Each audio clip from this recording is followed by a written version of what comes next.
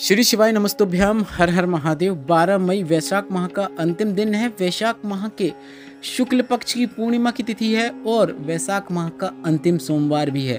काफ़ी अच्छे योग बन रहे हैं, काफ़ी अच्छा दिन है, काफ़ी अच्छी तिथियां हैं और इस विशेष तिथि में आप गुरुजी पंडित प्रदीप मिश्रा जी के बताए कौन से उपाय कर सकते हैं, उन्हीं उपायों की जानकारी आपको इस वीडियो के माध्यम से मिलने वाली है। अगर आपने वैशाख के महीने में कोई उपाय किया नहीं किया, पर इन उपायों में से अगर आप कोई एक उपाय भी कर देते हैं तो वैशाख माह का पूरा लाभ आपको इस वैशाख माह के अंतिम दिन ही प्राप्त होने वाला है। तो वीडियो अंत तक देखें ताकि कोई भी उपयोगी जानकारी ना छूटे। अधिकतर उपाय हम आपको वीडियो के माध्यम से भी करके बताएंगे, कुछ उपाय सरल भाषा में समझाएंगे ताकि आसानी से समझ में आ सके। आप इनमें से कोई एक या फिर अपनी आवश्यकता के अनुसार एक से अधिक उपाय भी कर सकते हैं। बढ़ते हैं वैशाख माह के पहले और सबसे विशेष उपाय की ओर।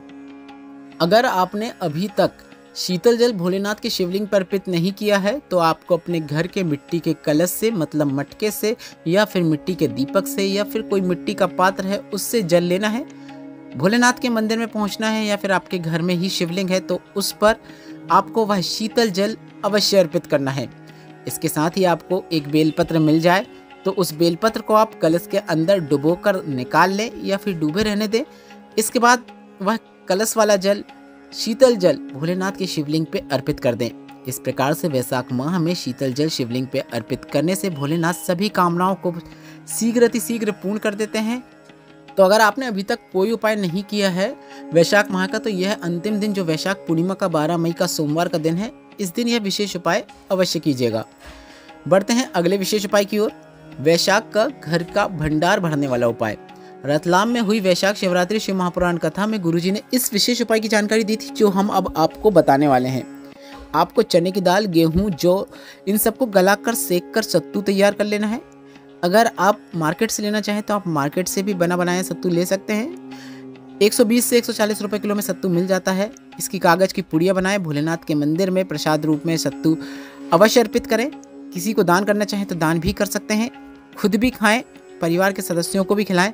वैशाख माह में सत्तू का दान करना, सेवन करना और भोलेनाथ को अर्पित करने का बहुत महत्व माना जाता है। इस प्रकार से अगर आप सत्तू का सेवन करते हैं, दान करते हैं, तो आपके घर के भंडार कभी भी खाली नहीं होते हैं, कभी किसी चीज़ की कमी नहीं देखने को मिलती है। बढ़ते हैं वैशाख माह के महारोग मुक्ति उपाय की ओर। हाथ पांव दुखते हैं या फिर शरीर में कहीं दर्द बना रहता है या फिर कई प्रकार की बीमारियां ने शरीर को घेरे हुए है, तो आपको रोग मुक्ति के लिए वैशाख महीने में किसी भी दिन आप यह उपाय कर सकते हैं। अब आपके पास आखिरी दिन है, सोमवार का विशेष दिन है, तो यह उपाय आपको सुबह से लेकर शाम के पहले जब भी आपके पास समय रहे तब आप यह उपाय कर सकते हैं। जैसा कि आप वीडियो में देखकर समझ सकते हैं, आपको बेलपत्र के पेड़ में लगने वाले बेलफल को लेना है और उसके अंदर का आपको फल पूरा निकाल कर उसका या तो विसर्जन कर देना है या तो फिर बेलपत्र के पेड़ के नीचे ही अर्पित कर देना है। इसके बाद आपको उसके अंदर पानी भर देना है। पानी आप मटके का भरेंगे तो काफ़ी अच्छी बात है। इसके बाद आपको एक कलश में पानी भर लेना है और बेलफल के अंदर जो जल है उसे भी आपको पानी के कलश में मिला लेना है। इसके बाद शिवलिंग पर आपको वह जल अर्पित करना शुरू करना है।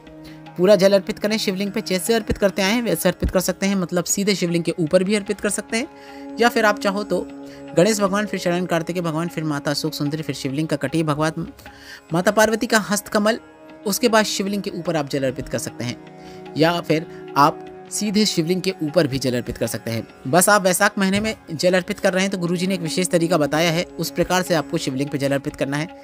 जल कलश जो होता है उसे आपको अपने दोनों हाथों से एक जल कलश को पकड़ना है और वह जल आपको शिवलिंग पे अर्पित करना है, जैसा आप वीडियो में भी देखकर समझ सकते हैं।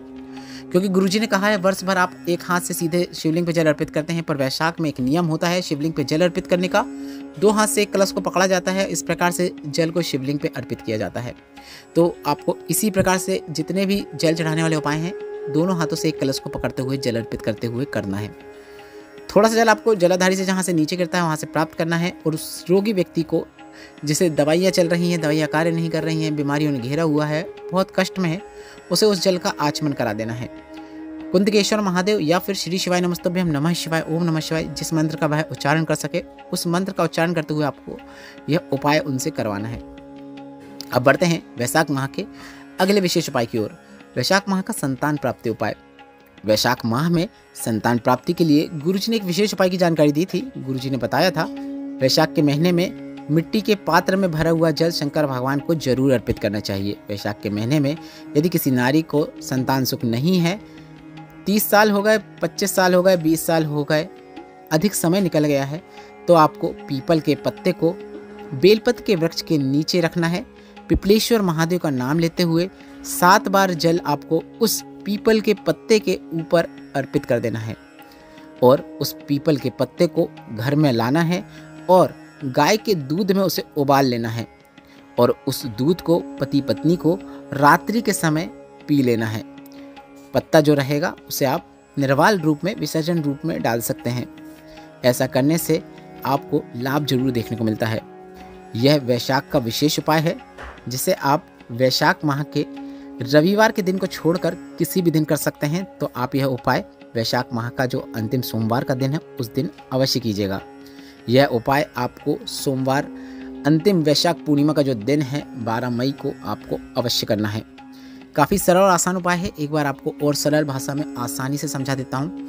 आपको एक पीपल का पत्ता लेना है। इस पीपल के पत्ते को आपको बेलपत्र के वृक्ष के नीचे रखना है।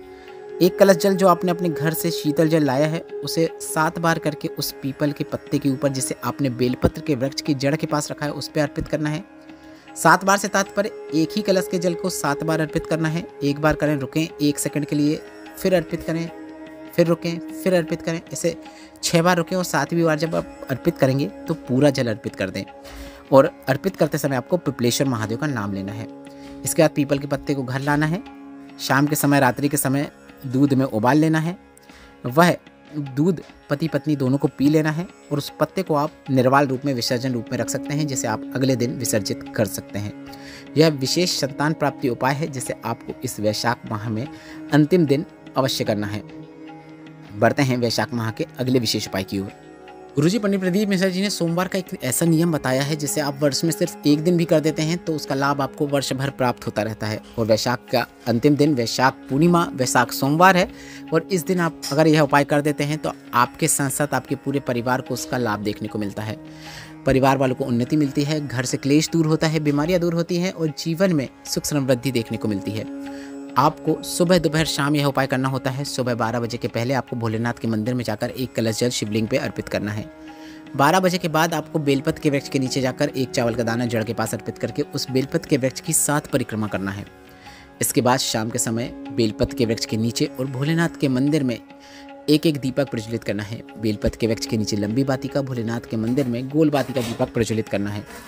यह एक सोमवार का नियम है जिसे आपको इस वैशाख के अंतिम सोमवार में करते हैं, पूर्णिमा की विशेष तिथि में करते हैं तो आपके साथ साथ आपके पूरे परिवार को इसका लाभ देखने को मिलता है। वीडियो से संबंधित कोई प्रश्न है तो कमेंट बॉक्स से पूछ सकते हैं। वीडियो थोड़ा सा भी उपयोगी लगा हो तो वीडियो को लाइक करके कमेंट बॉक्स में श्री शिवाय नमस्तुभ्यम या फिर हर हर महादेव अवश्य टाइप करें। श्री शिवाय नमस्तुभ्यम, हर हर महादेव।